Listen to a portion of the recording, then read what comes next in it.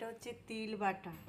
এই তিল, এই যে তিল 4 চামচির মতো মিক্সিতে প্রথমে ঘুরিয়ে নিয়ে তারপরে জল দিয়ে কাঁচা লঙ্কা দিয়ে পেস্ট করেছি। করার পরে এটা টিফিন কৌটোর মধ্যে একটু নুন, কাঁচা লঙ্কা আর হচ্ছে দিয়ে এই কড়াইতে গরম জল বসিয়েছি। এটার মধ্যে ভাপে করব। এটা গরম ভাত দিয়ে খেতে হেভি লাগবে, আর কিচ্ছু লাগবে না। এটা আজকে কালকে দুপুরবেলা আমি বড়ার তরকারি করেছিলাম, অনেকটা হয়ে গেছে, ওটা ফ্রিজে রাখা আছে। আজকে আর দুপুরে আমি সেরকম কিছু করব না। এই কড়াইতে গরম জল বসিয়েছি, এই তিল ভাপা করব। আপনারা কে কে খান? এই গরমের মধ্যে তিল ভাপা খাওয়া খুব ভালো। একটু গরম জল বসিয়ে এই দিয়ে বসিয়ে দেবেন।